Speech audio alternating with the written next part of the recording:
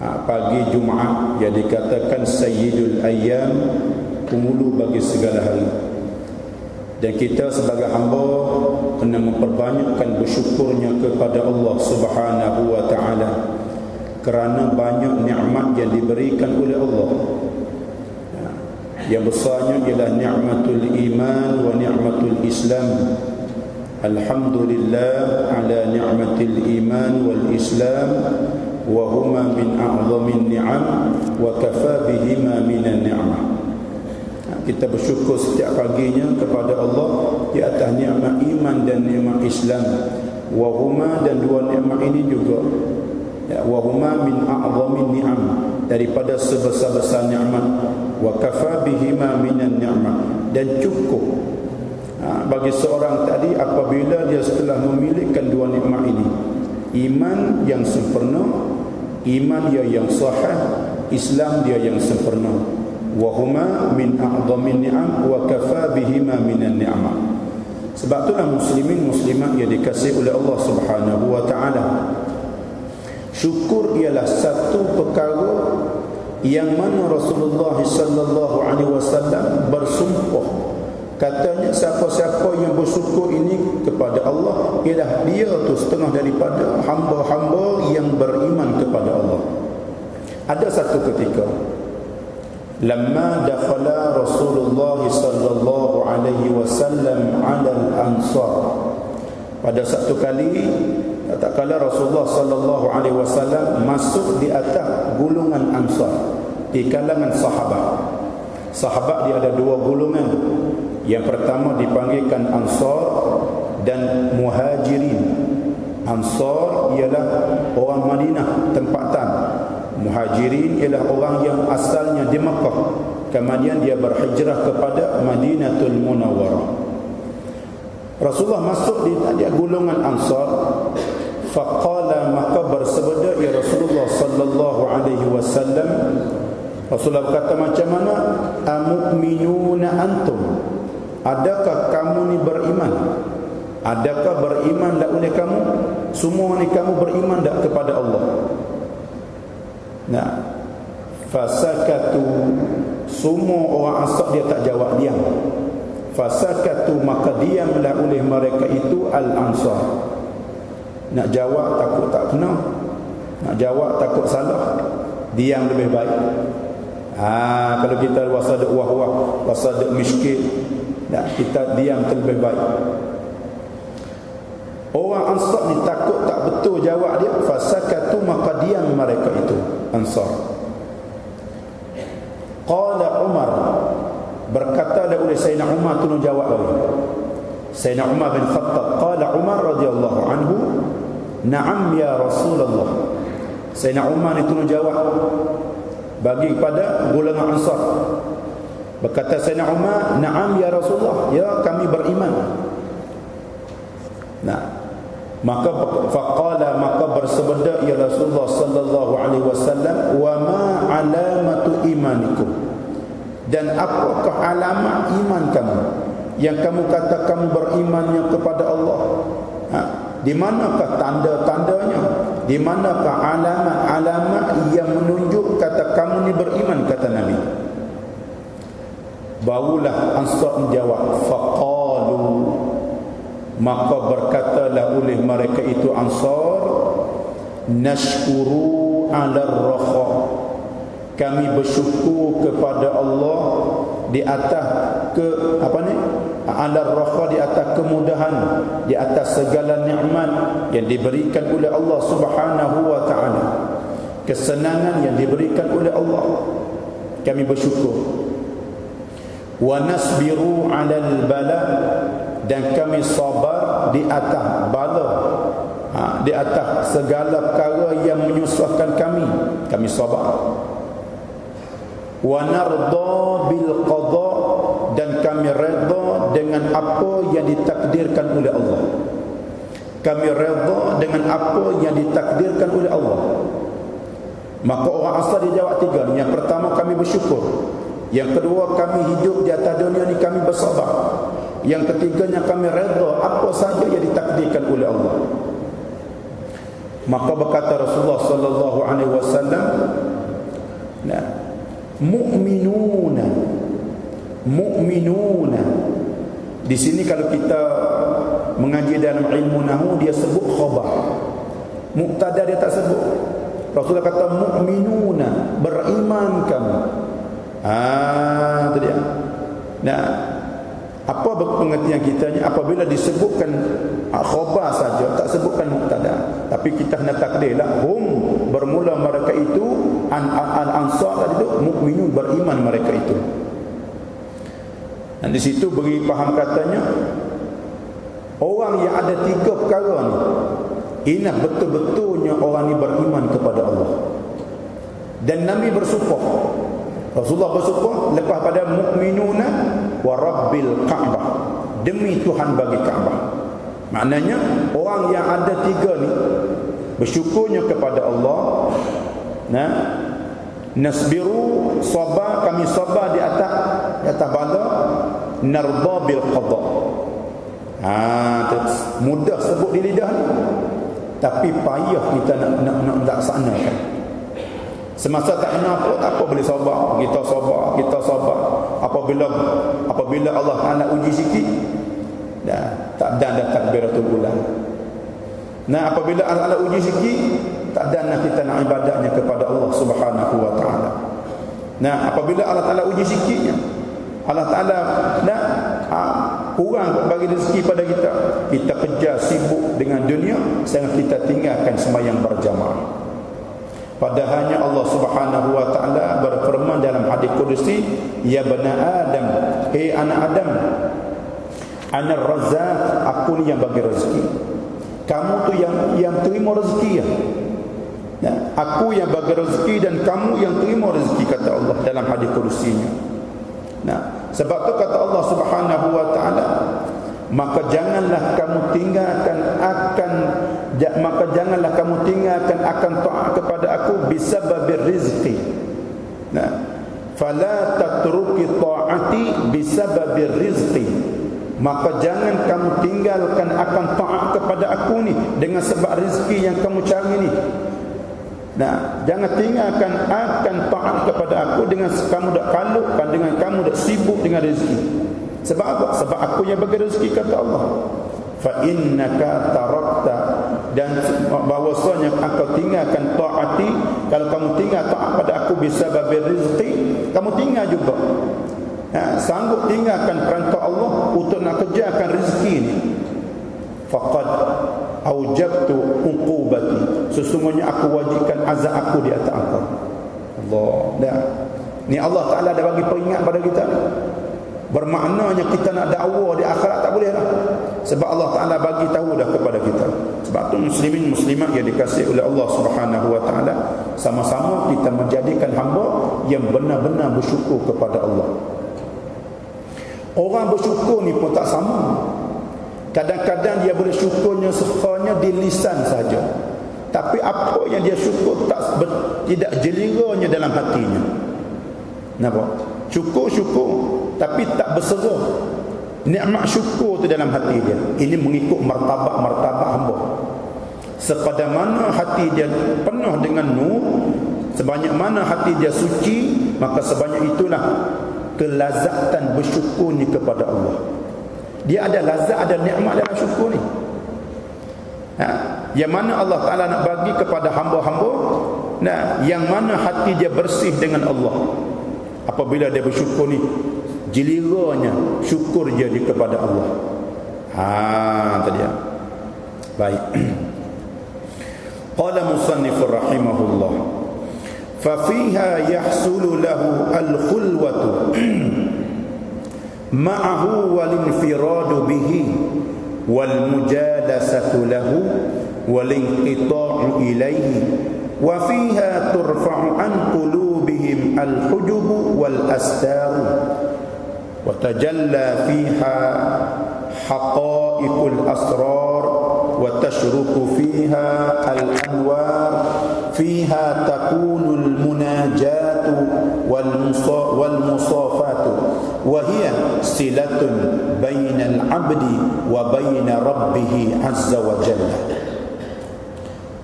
Ya, ini telah berkatalah oleh Syekh Daud, pengarang musannif. Maka padanya pada sembahyang yang kita duk sembahyang, maka adalah padanya pada sembahyang, pada solat, hasillah baginya bagi seorang khulwa, ia seorang sertanya serta Allah. Kita jangan faham kata khulwa ni kena pada benda tak baik. Dan orang dulu ni dia munajatnya kepada Allah. Khulwa ni mana asingkan diri dianya dengan Allah Subhanahu wa taala. Nah, dan dapat asing ia seorang dengan Allah. Itu dia, asingkan diri dengan Allah.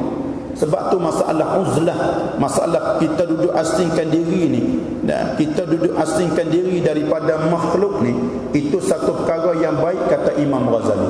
Lebih-lebih lagi zaman sekarang ni, zaman yang mana dah manusianya sibuk, zaman yang mana kawan-kawan kita, sahabat-sahabat kita, kadang-kadang dia boleh menghalangkan kita daripada melakukan ibadah kepada Allah. Sebab tu dalam kitab Minhajul Abidin, Imam Ghazali dia buat satu aqabah, aqabatul mawani'. Maka aqabatul mawani' apa dia? Aqabah yang menegahkan kita, yang menahankan kita daripada beribadah kepada Allah. Satu daripadanya ialah al-khalqu, makna manusia. Ada tersebut dalam satu hadis Nabi sallallahu alaihi wasallam. Rasulullah bersabda, wahai sahabat aku, apabila sampai satu zaman, apabila sampai satu masa mana manusia duduk macam ni, Rasulullah isyarat dengan jari dia. Masa tu macam mana kehidupan manusia hidup macam ni? Apa isyarat Rasulullah? Tashbih. Maknanya masa tu manusia ni sibuk bercampur gaul aduk ni, tidak kira hukum-hukum Allah. Bergaul secara bebas. Tak kira lah macam mana hidup. Penuh dengan zaman tu, penuh zaman fitnah kata Nabi sallallahu alaihi wasallam. Maka sahabat berkata, ya Rasulullah, sekiranya dipanjangkan umur kami ni, kami sampai pada masa tersebut, ma asna'u, apa yang aku nak buat ya Rasulullah? Maka Rasulullah sallallahu alaihi wasallam bersabda, al-uzlah, kamu kena uzlah, kamu kena memperasingkan diri daripada manusia ni. Ilzam baitaka, kamu memperlazimkan diri kamu di rumah kamu. Kita kena duduk di rumah, rumah masjid, maka kamu akan selamat daripada fitnah pada zaman tu. Nampak? Itu dia. Kalau kita zaman mana ni? Imam Ghazali kata zaman dia ni zaman 900 lebih dah. Kalau kita tengok zaman ni juga lebih lagi. Itu dia. Nampak? Sebab tu kena asingkan diri kita dengan Allah, dan dapat sekedudukan baginya, dan memutuskan dirinya kepada Allah. Jadi kita pun terserahnya kepada Allah. Apa segala pekerjaan kitanya, wa ufawwidu amri ila Allah, dan aku berserahlah segala pekerjaan aku ni kepada dia. Tapi usaha tu kita usaha, Allah Ta'ala suruh kita usaha. Laha ma kasabat wa 'alaiha maktasabat. Nak bagi pahala kepada kita mengikut apa yang kita usaha. Sebab tu usaha dan dibangsa kepada hamba, kita kena usaha. Cuma pekerjaan selepas daripada usaha ialah kita tafwid, kita serah segala urusan kita ini kepada Allah Subhanahu wa taala. Jangan katanya usaha tu tak tawakal pula. Sebab tu kata Imam Ghazali, orang usaha bukan orang yang tak tawakal. Orang usaha itulah orang yang tawakal. Usaha itu bukan perkara yang menafikan tawakal. Kadang-kadang orang silap faham, tak payah usaha, tak payah kita bekerja, kita duduk sebab Allah Ta'ala takdir semua dah. Itu dia. Nampak? Mana usaha bukan satu perkara yang menafikan tawakal dah. Orang usaha pun dia tawakal kepada Allah, tapi hati dia harapnya kepada Allah Subhanahu wa taala. Sebab tu kalau kita tengok dalam kitab Taqribul Ikhwan, kitab Usuluddin, dia katakan hendaklah kita berserah segala pekerjaan kita kepada Tuhan yang tentu ada. Jangan kita berserah kepada benda yang hilang, benda yang ada tapi ada bukan sebenarnya. Apa dia? Kita dak serah pada kedai kita dak serah kepada kebun kita dak serah, dak harapkan rezeki pada sawit kita, dak harap di atas perniagaan kita, tapi tak sila hati kita tak bergantungnya kepada Allah.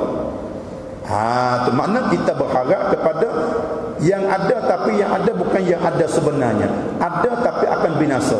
Semuanya akan binasa. Allah Ta'ala ada bagi tahu, kullu man 'alaiha fan. Semua ni akan fan, akan fana, binasa habis. Wa yabqa wajhu rabbika dzul jalali wal ikram. Tapi Allah Ta'ala lah yang kekal. Tadi dan dapat padanya, yakni di dalam sembahyang itu mengakakkan daripada hati mereka itu akan dinding dan tabir yang antaranya antara musalli dan antara Tuhannya. Ini rahsia apa panggil? Rahsia Allah nak buka kepada hamba yang munajat kepada Allah, yang muraqabahnya kepada Allah, yang syuhudnya kepada Allah.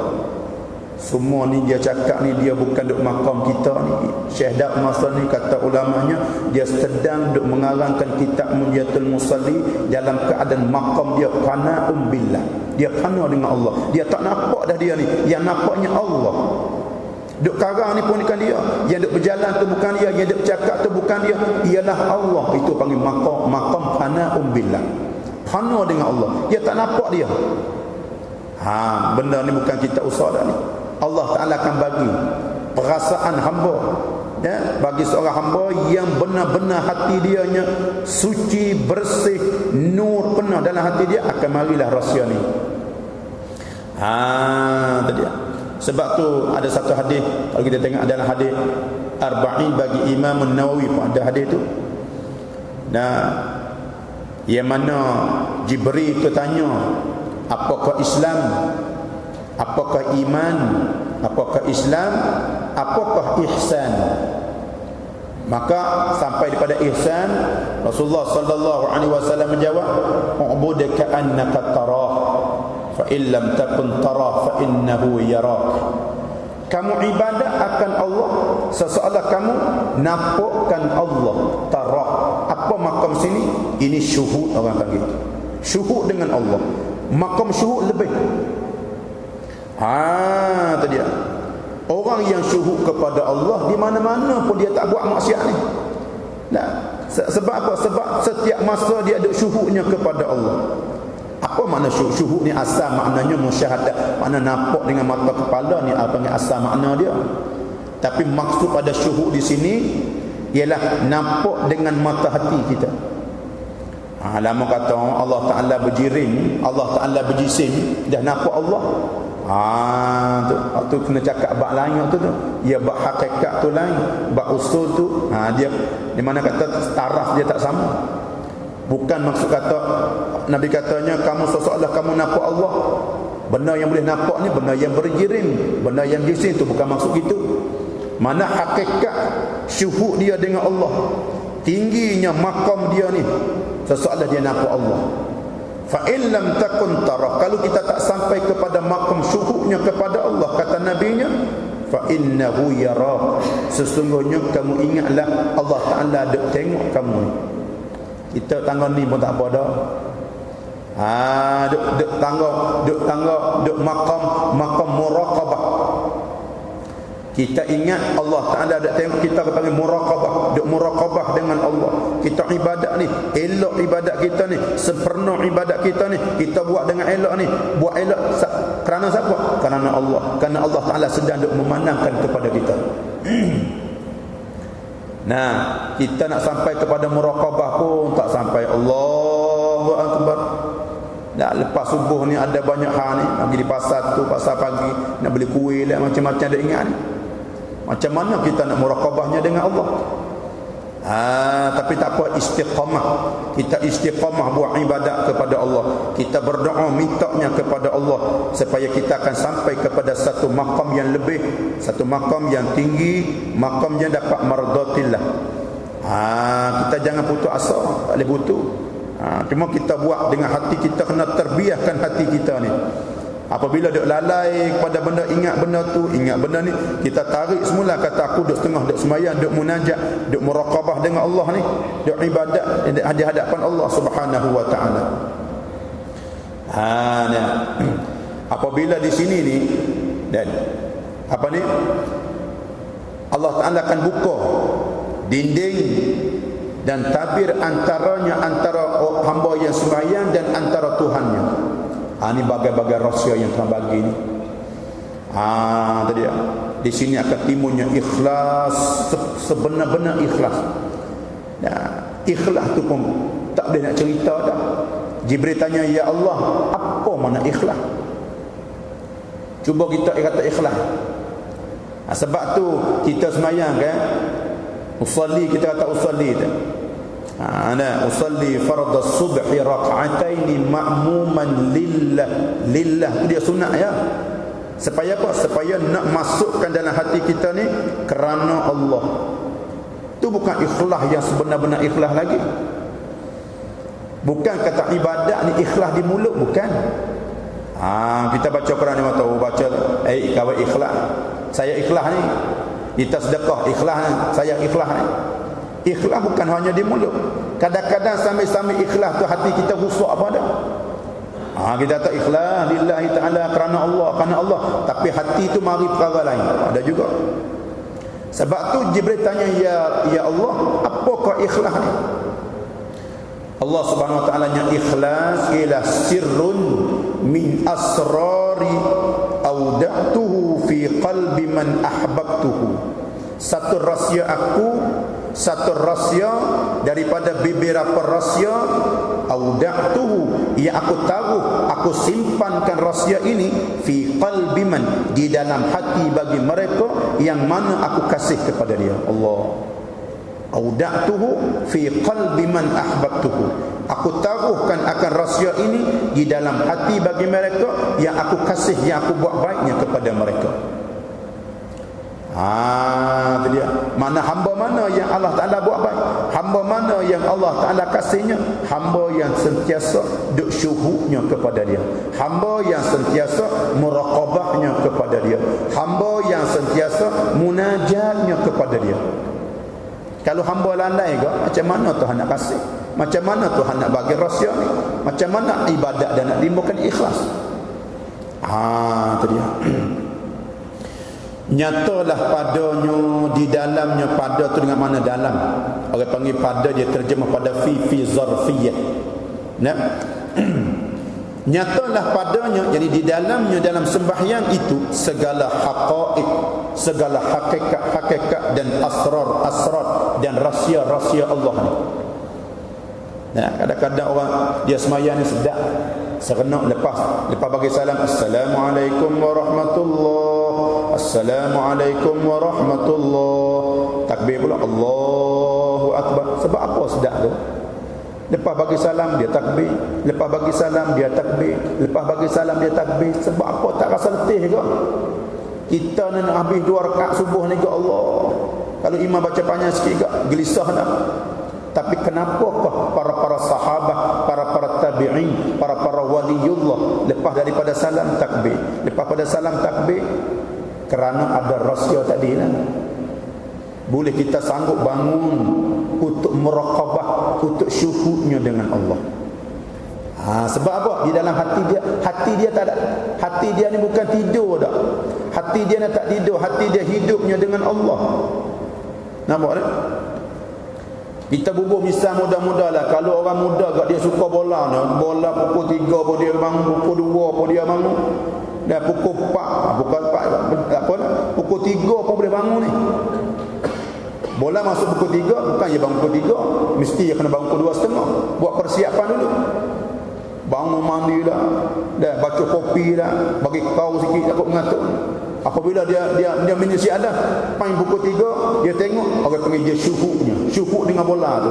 Tengok dengan hati sedap, jelira masuk dalam hati ni. Sebab apa? Sebab dia ada kebesaran benda tu dalam hati dia. Banding mudah-mudah. Sama juga orang yang hidupnya hati dengan Allah ni, apabila dia jaga, iza staiqadha fa zakarallah. Apabila dia jaga, apa dia mata dia celak ni, apabila dia jaga daripada tidur dia ni, mulut dia zakarallah, sebutkan Allah. La ilaha illallah, alhamdulillahilladzi ahyana ba'dama amatana wa ilaihin nusyur. Berapa orang yang boleh baca ni? Berapa orang yang dia jaga daripada tidur boleh sebut nama Allah?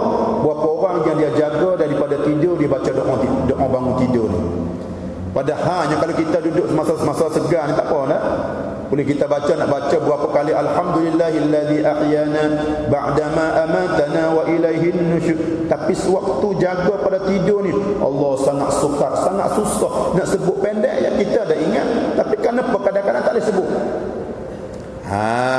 Tadi dia panggil masih hati kita ni gelap dengan Allah, dia panggil. Habis kat tu. Tadi teranglah padanya pada solat, cemerlang segala cahayanya. Sebab tu orang yang hidup qiyam, orang yang hidup bangun malam, setengah daripada nak merawati hati kita. Kalau kita ni ada penyakit hati, kalau kita ni ada masalah hati, ada penyakit hati kita, bukan penyakit jatuh kena pergi hospital tu. Tu ni penyakit hati yang keras hati dengan Allah ni. Kerah hati duk zikir ni beribu ni tak ada rasa apa dengan Allah ni.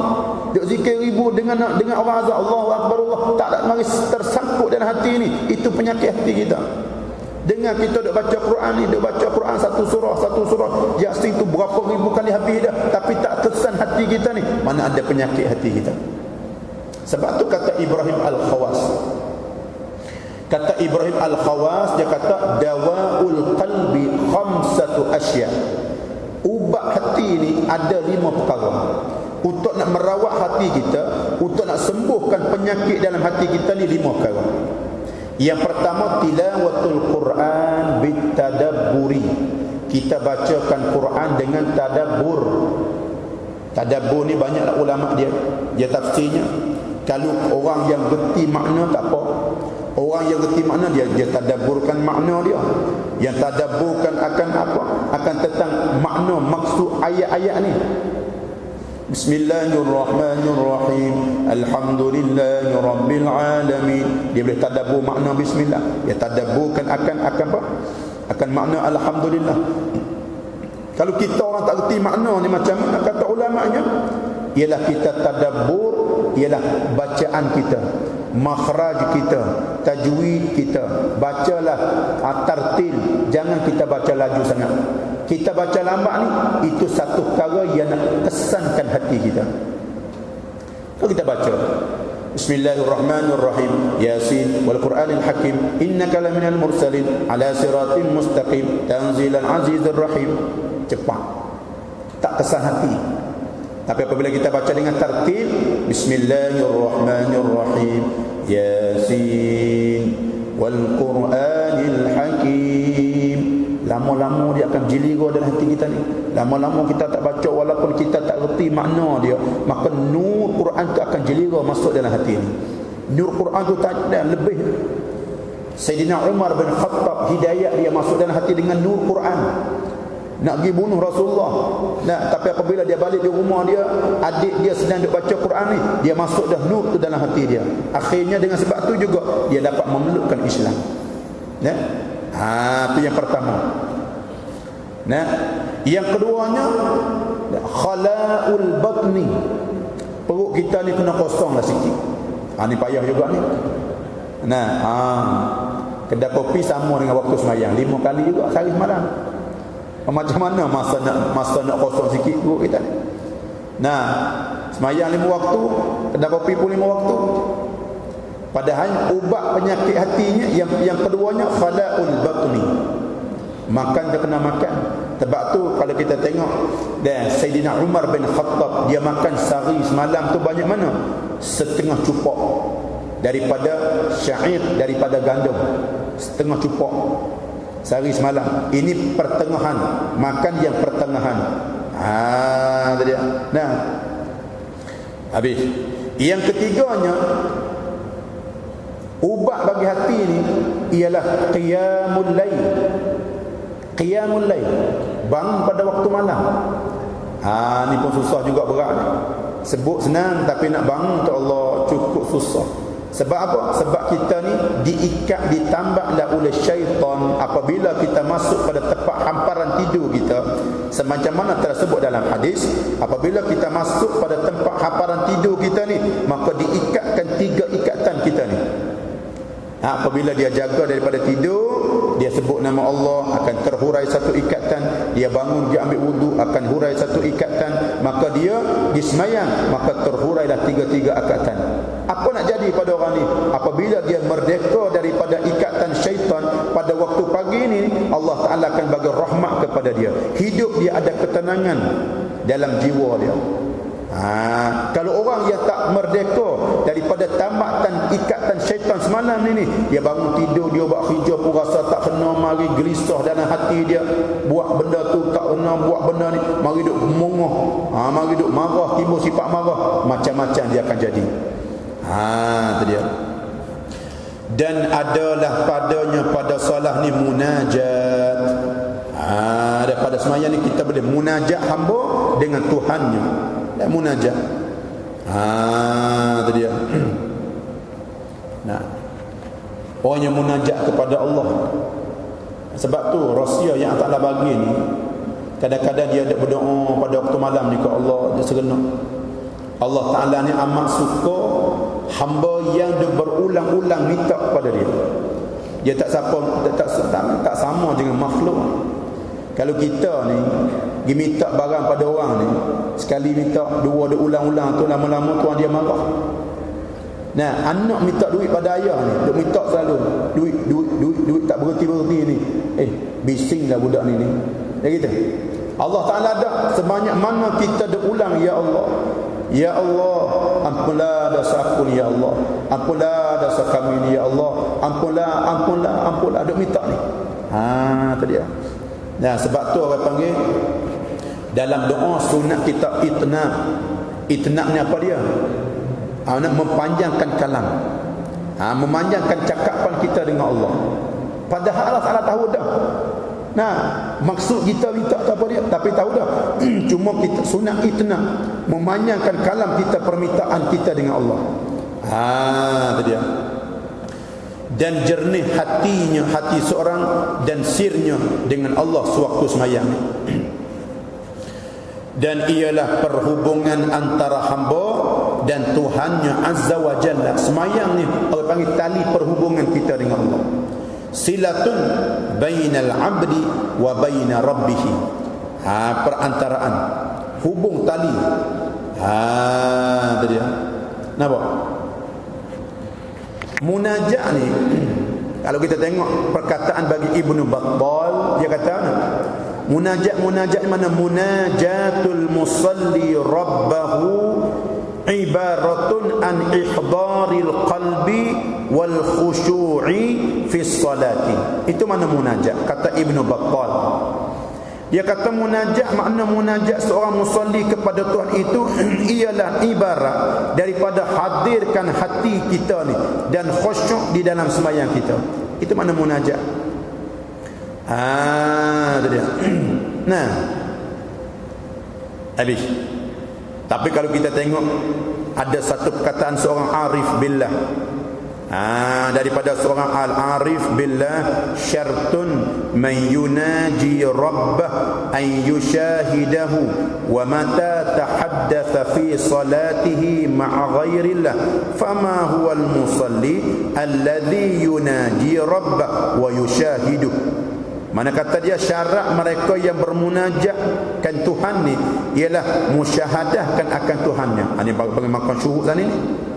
Budika'annaka tarah. Dan apabila bercakap dalam semayang ni selain daripada Allah, maka apa ia yang bersolat, yang bermunajat Tuhan serta musyahadah. Orang yang bercakap, orang yang dia ingat pada selain daripada Allah, dia tak akan sampai kepada musyahadah. Itu dia. Habis. Sebab tu berkatalah oleh saudara Syekh Muhammad, dia katakan wa'lam anna salata silatun bainal abdi wa bainal abdi wa rabbih lil munajati wal mukhatabati fakaifa bihi hina yaqra'u fi salah iyyaka na'budu wa iyyaka nasta'in wa huwa yatahaddatsu ma'a syaitan fi umuri dunya bil waswah faka'annahu yaqulu iyyaka na'budu wa iyyaka nasta'in. Apa makna dianya? Ketahuikanlah, salah tu hubungan kita, perhubung kita antara hamba dengan Tuhan untuk bermunajat, untuk berkhitab-khitabnya dengan Allah. Betapa dengannya dengan sembahyang ketika kita membacakan dalam sembahyang ni iyyaka na'budu wa iyyaka nasta'in, sedangkan ia bercakap serta syaitan tentang hal dunia dengan berwas-was. Kita dah kata iyyaka na'budu wa iyyaka nasta'in. Hari ni aku nak kerja apa ni? Hari ni aku nak buat apa ni? Aku nak pergi ke mana ni? Kenduri ada berapa tempat ni hari ni? Hati kita dah ingat yang lain daripada Allah. Mulut kita dah minta kepada Allah. Antak betul tak mutabaqah mulut dengan hati kita. Itu dia. Nah, sebab tu kena Imam Ghazali kata dalam kitab Minhaj dia, kita ni selalu kena muharabah, kena berperang dengan syaitan ni. Ya, kita ni tak nampak dia nampak pada kita. Kita ni tak ingat kepada dia, tapi dia dah ingat pada kita. Syaitan. Kata Imam Ghazali, kita ni tak ingat kepada dia, tapi dia dah ingat pada kita. Ingat macam mana? Ingat nak tipu kita. Sebab tu kita kena dalam keadaan sedia. Kita dalam keadaan siap persiapan. Mana dalam setiap masa ni kena menghadapkan musuh syaitan ni. Kadang-kadang mulut kita ni syaitan seteru kita lah. Semua orang atas seteru syaitan ni. Tapi ikut tu tak ada seteru dah. Amalan tu tak ada seteru. Allah Ta'ala katanya syaitan tu aduwwun mubin. Seteru yang nyata, fattakhiduhu aduwa, maka hendak menjadikan syaitan terseteru. Dia. Ni apabila dengar orang azan ni, tersebut dalam hadisnya. Apabila orang azan Allahu akbar Allahu akbar, ketua dia iblis ni, dia duduk tak diam. Nah, kalau kita ambil macam dia buat ni, ramai orang mari semayang ni. Apanya kerja iblis ni? Amara iblis sujunudahu, memerintahlah oleh iblis, oleh ketua dia ni, akan junudahu, akan tentera-tenteranya. Tenteranya dia minasyayatin, daripada syaitan-syaitan. Nah, iblis tu apa? Kamu pergi pada rumah-rumah orang yang nak mari masjid.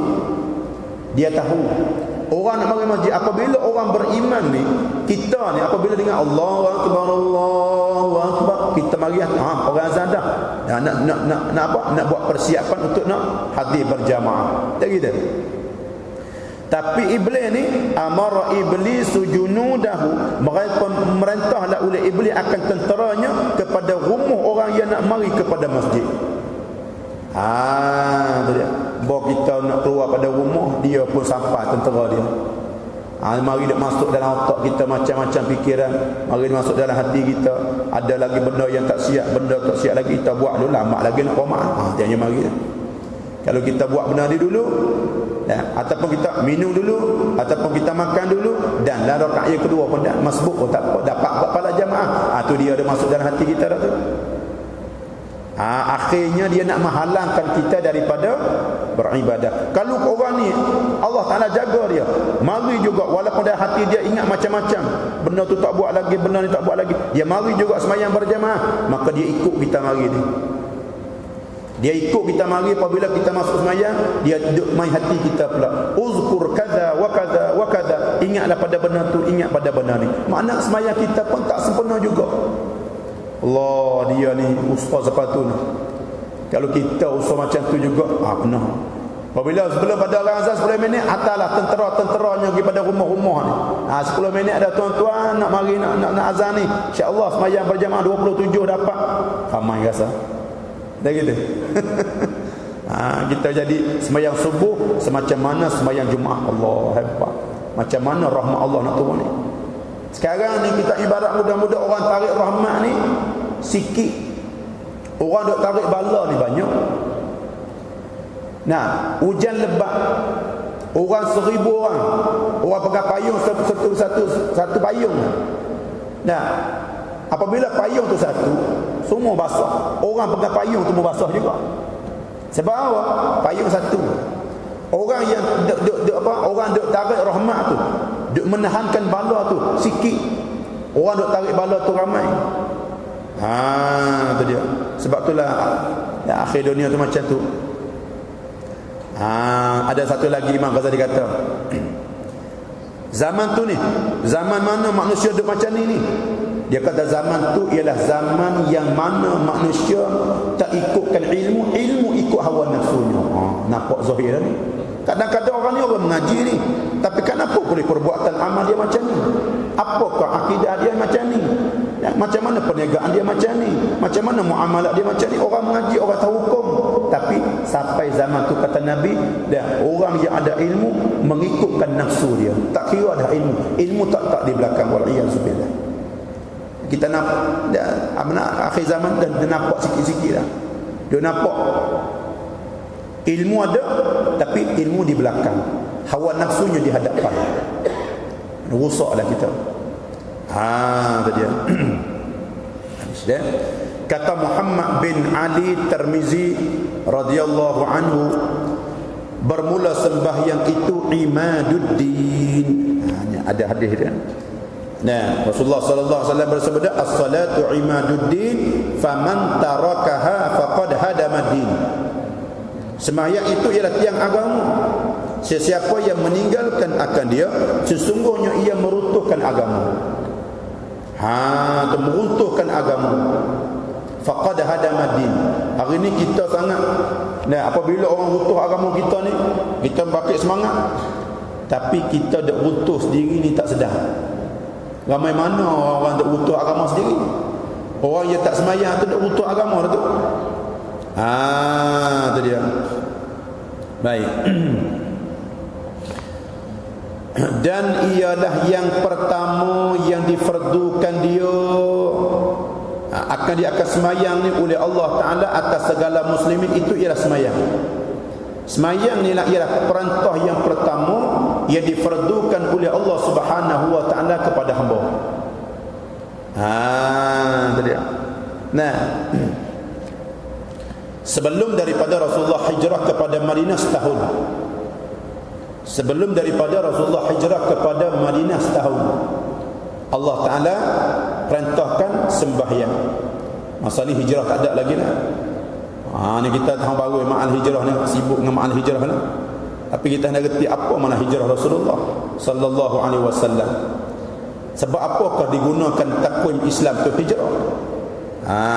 Tu panjang lebar ni. Buat cerita lain pula. Dia hijrah ni ada di zaman Sayyidina Umar bin Khattab. Takwim yang kita guna, takwim hijrah ni ada di zaman Sayyidina Umar bin Khattab. Masa Rasulullah tak ada lagi. Masa Sayyidina Abu Bakar pun tak ada lagi takwim tahun baru ni, tak ada. Di zaman Umar bin Khattab baru timbulnya hijrah. Takwim dalam Islam guna hijrah sebab dikumpullah oleh para sahabat. Tu dia Sayyidina Umar panggil ni. Sebab apa di zaman Sayyidina Umar, sikit kita sentuh. Sebab apa di zaman Sayyidina Umar ni, pemerintah Islam futuh, dia akan terbuka kepada negara-negara lain. Islam dia bukan jajah, Islam dia buka, dia buka agama bagi kepada orang lain ni. Dia faham agama tu, dia tak ambil tak kata orang dah, apa panggil futuh. Tu dia. Ramai dah Islam masa tu manfaat rujukannya ialah kepada Madinah. Surat sampai kepada Madinah. Apa hal dia akan rujuk pada Madinah? Semasa tu orang yang memegangkan, orang yang duk jadi pegawai pos masa tu, Abu Musa Al-Asy'ari, duk ambil surat ni. Surat nak sampai tangan dia dulu. Zaman tu ada pos dah. Abu Musa Al-Asy'ari bos dia nya. Tengok surat sampai pada sana, pada Sepanyol, pada mana-mana tempat. Tengok tarikh ada cukup. Jangan hari tepat dengan tarikh pun ada. Dan mengadu pada ya Amirul Mukminin, macam mana kita nak balas surat dia? Kita tahu tak ada lagi. Bulan tak ada lah. Bulan dah ada tapi tahun tak ada lagi, macam mana ni? Takkanlah kita ni pemerintah besar tak ada tahun, tak ada tarikh. Baru itulah Sayyidina Umar panggil musyarat pembesar-pembesar daripada di kalangan sahabat-sahabat. Latih panjanglah lebar dalam musyarat dia tu. Maka Sayyidina Umar menerimakan pengusyuran bagi Hak siapa? Sayyidina Ali karramallahu wajhah. Sayyidina Ali kata kan, al-hijrah ma tufarriqu bainal haqqi wal batil. Hijrah ialah barang yang boleh membeza di antara benar hak dan benar batil. Dengan sebab Rasulullah hijrah boleh timbul masjid. Dengan sebab Rasulullah hijrah boleh sembahyang berjamaah. Dengan sebab Rasulullah hijrah boleh menjalankan undang-undang Islam. Sayyidina Ali kata bagus. Terimalah pengusuran Sayyidina Ali, kata Sayyidina Umar, kita guna tarikh dalam Islam, kita guna hijrah. Sejak ambil daripada hijrah Rasulullah sampai sekarang ni 1439. Ambil pada hijrah Rasulullah. Bukan ambil pada umur dia, bukan ambil pada hari lahir dia, ambil pada mula hijrah Rasulullah. Hijrah mana ni? Hijrah kepada Madinah. Hijrah Rasulullah ni banyak. Belum pada hijrah pada Madinah ni, hijrah kepada Habasyah 2 kali, hijrah kepada Taif sekali. Tapi waktu tak kira lagi. Yang kira murak dengan hijrah ialah hijrah Rasulullah daripada Mekah kepada Madinatul Munawwarah. Tu panjang lebar lah cerita dalam Nurul Yakin tu, ada cerita dia hijrah Rasulullah. Susah payahnya Rasulullah hijrah ni untuk nak menyebarkan, untuk nak mengukuhkan akidah Islam, nak mengukuhkan agama Islam, nak tersebar ni dengan hijrah Rasulullah sallallahu alaihi wasallam. Sebelum hijrah setahun maka diperintahkan sembahyang. Itu dia. Habis. Katalah kama dia kata bermula sembahyang itu berhadap Allah Taala atas segala hamba-Nya, supaya berhadap segala hamba itu kepadanya dalam rupa kehambaan. Dulu wallahu a'lam. Tak ada soalan sikit. Kalau ada.